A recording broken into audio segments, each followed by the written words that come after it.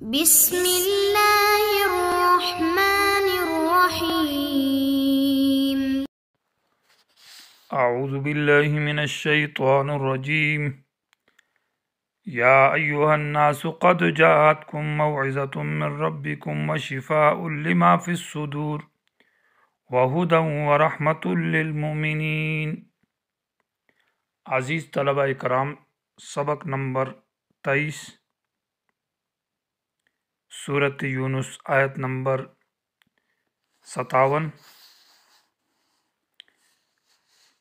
سورت کا چوتھا حصہ باب چہارم، جو آیت نمبر 54 سے چل رہا ہے، الا ان للہ ما فی السماوات والارض۔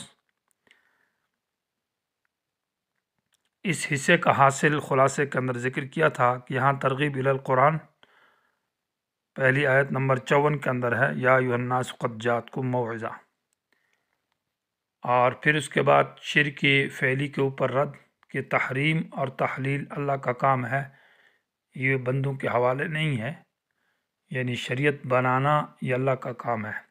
آیت نمبر 59 کے اندر اس پر رد تھا، اور اس کے بعد آیت نمبر 61 کے اندر نفی شرک فی العلم کے اوپر، یعنی رد تھا شرک اعتقادی اور شرک فی العلم پر تردید تھی۔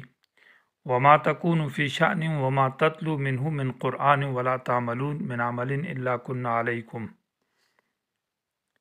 اور اتخاذ الولد کے اوپر رد، اور درمیان میں دلیل عقلی کا ذکر ہے۔ تو آیت کریمہ کا عنوان ہے ترغیب الی القرآن، اس کی 4 صفات کا ذکر ہے۔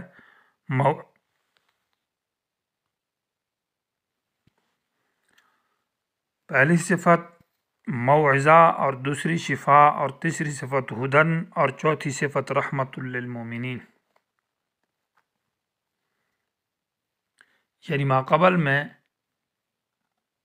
قیامت کا مسئلہ اور زجر کا ذکر تھا کہ یہ قیامت کے بارے میں انکار کرتے ہیں اور توحید سے انکار تھا، تو اب یہاں یہ ذکر کیا جا رہا ہے کہ جب اللہ کی کتاب آ چکی ہے، اس سے نصیحت حاصل کرو، اور یہ واعظ و نصیحت کی کتاب ہے، یہ شفا ہے اور ہدایت اور رحمت ہے۔ آخرت کے عذاب سے بچاؤ بھی اس کتاب کے ذریعے ہوگا، اور جو عقیدے میں شرک ہے اس شرک سے اجتناب بھی اللہ کی کتاب کے ذریعے ہوگا۔ آؤ اس سے یہ علم حاصل کرو۔ یا ایھا الناس، اے لوگو، یقیناً آ چکی ہے تمہارے پاس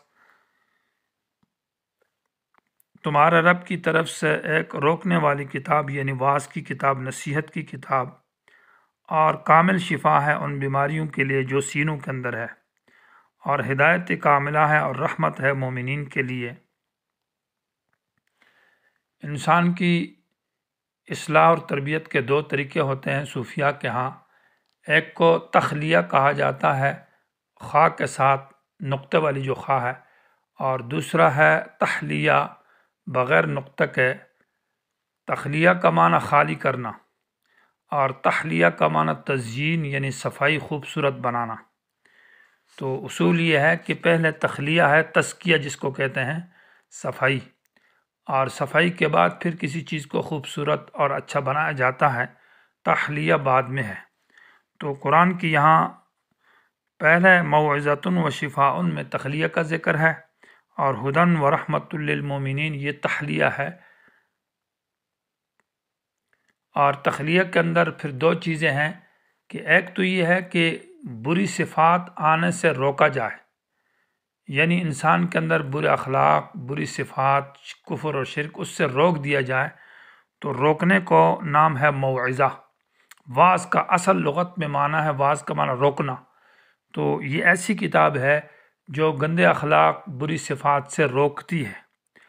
اور دوسری صورت یہ ہے کہ خرابی اور گندگی آ چکی ہے، لیکن اب اس کے نکالنے کا اور اس کی صفائی کا کیا طریقہ ہے، تو اس کے بارے میں کہا شفاء لما فی الصدور، یہ علاج اور شفا ہے ان بیماریوں کے لیے جو شرکیات اور کفریات اور حسد وغیرہ ہے سینوں کے اندر۔ تو پہلے سے نہ ہو اور روکے تو موعظہ ہے، اور اگر موجود ہے تو اس کی اصلاح کے لیے شفا ہے۔ یہ قرآن گویا کہ یہ تخلیہ ایک کامل طور پر تزکیہ حاصل ہو گیا۔ اور پھر اس کے بعد دوسری چیز ہے تحلیہ مزین تو ہدن معنی یہ رہنمائی کرتی ہے عقیدے میں اعمال میں عظیم کامل درجے کی رہنما کتاب ہے، گویا کہ جو اچھائیاں ہیں اس تک پہنچانے کا ذریعہ اور سبب ہے یہ قرآن ہدن۔ تو دو چیزیں ہیں تحلیہ کے اندر، ایک اس میں مقصود ہوتا ہے، کسی چیز کو صاف کرنے کے بعد اس کی اچھائی کے جو اسباب اور ذرائع ہیں، مقصود تک پہنچنے کے جو ذرائع اور اسباب ہیں ان کو اختیار کیا جائے۔ تو ذرائع اور اسباب کے ذکر کے بارے میں کہا کہ ہدن یہ رہنما ہے دلائل میں رہنمائی کرنے میں اچھے عقیدے اور اعمال کی طرف، اور خود مقصود تک پہنچ جانا اس کو رحمت کہا ہے جو کہ جنت ہے۔ جب یہ رہنما ہے ہدایت دے گی تو پھر جنت تک بھی پہنچ جائیں گے جو مقصود چیز ہے، اس لیے رحمت کہا۔ یا ایھا الناس قد جاءتکم، اے لوگو یقیناً آ چکی ہے تمہارے پاس موعظۃ نصیحت کی کتاب، یعنی جو برے اخلاق اور برے اعمال سے روکنے والی ہے۔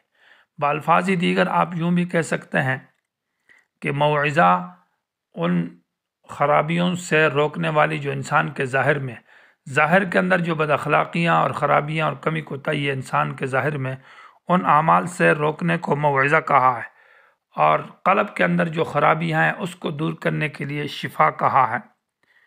تو وہ شفاء اور کامل علاج ہے لما ان بیماریوں کے لیے جو شرک اور کفر، حسد، کینہ، بغض ہے فی الصدور جو سینوں کے اندر ہے۔ وہ ہدن اور رہنمائی کرتی ہے دلائل کی طرف، عقیدے کے دلائل کے ذریعے اچھے عقیدے کی طرف، اچھے اعمال کی طرف۔ وہ ہدن و رحمتن، اور یہ رحمت ہے معنی یہ جنت تک پہنچانے والی ہے، لیکن للمومنین جو اس پر یقین کرتا ہے اور ایمان لانے والے اس کے لیے یہ فوائد حاصل ہوں گے۔ یا رحمتن کا معنی ہے یہ تسلی اور سکون ہے، جب ہدایت دیتی ہے تو ہدایت کے ساتھ پھر سے تسلی اور سکون حاصل ہوتا ہے مومنین کے لیے۔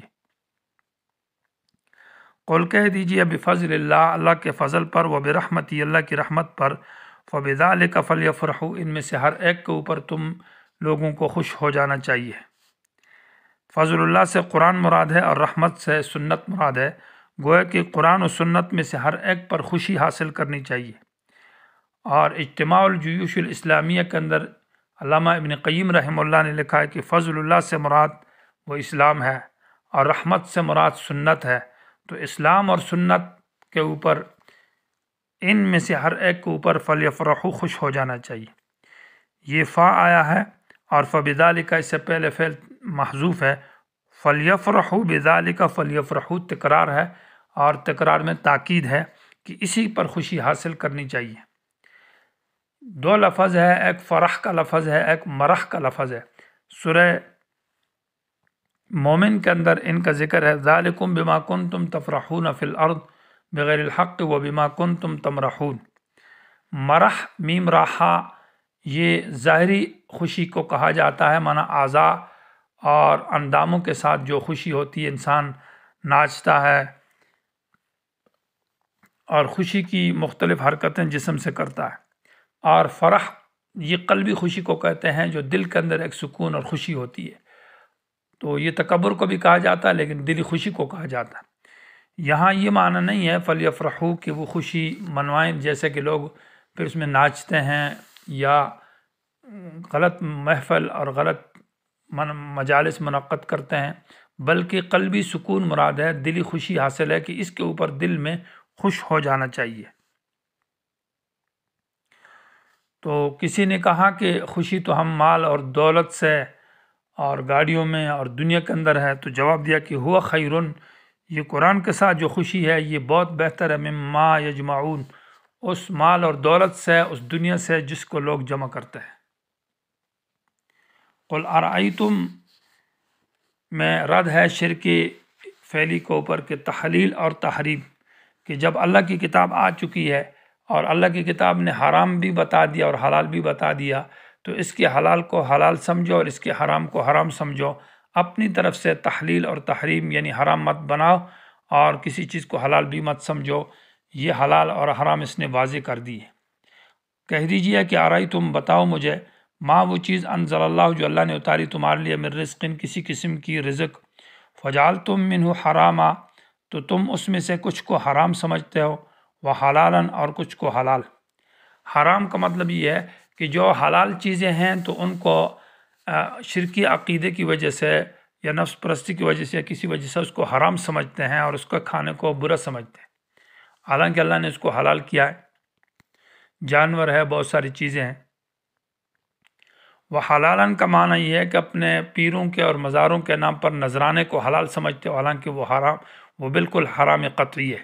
جو وہاں کے مٹھائیاں ہیں، وہاں کی چیزیں ہیں، کپڑے ہیں مزار کے اوپر، ان کو یہ نذرانے کو حلال سمجھتے ہیں لیکن وہ حرام ہے۔ قل اللہ اذن لکم، کہہ دیجئے کہ کیا اللہ نے حکم دیا ہے تم کو اس کی تحریم اور تحلیل کا؟ ام علی اللہ تفترون، یا اللہ پر تم جھوٹ باندھتے ہو۔ یہ ام بمعنی بلکہ ہے، بلکہ اللہ نے تو حکم نہیں دیا، بلکہ حقیقت یہ ہے کہ بل علی اللہ تفترون، تم نے خود اللہ کے اوپر جھوٹ بنایا ہے۔ تو اب ان کی تخفیف کا ذکر ہے، وما ظن الذین یفترون علی اللہ الکذب، کیا خیال ہے ان لوگوں کا جو جھوٹ باندھتے اللہ پر، یوم القیامت، قیامت کے دن۔ اور یہاں فعل عبارت محذوف ہے، ما یفعل بہم، کہ کیا جائے گا ان کے ساتھ قیامت کے دن، اس بارے میں انہوں نے کبھی سوچا ہے؟ یعنی ان کو سخت سزا دی جائے گی، سخت ترین عذاب ہوگا۔ یا معنی یہ ہے کہ وما ظن الذین یفترون علی اللہ الکذب فی حق یوم القیامت، کیا خیال ہے ان لوگوں کا جو اللہ کے اوپر افطرا یعنی جھوٹ باندھتے ہیں کہ قیامت کے بارے میں ان کے ساتھ ان کا کیا خیال ہے کہ قیامت میں ان کو کیسی سزا ملے گی۔ ان اللہ لذو فضل علی الناس، اللہ بڑے فضل والا ہے، فضل کا مالک ہے لوگوں پر۔ اور اللہ کا فضل یہ ہے کہ اللہ نے مہلت دی ہے، جلدی سزا نہیں دیتا۔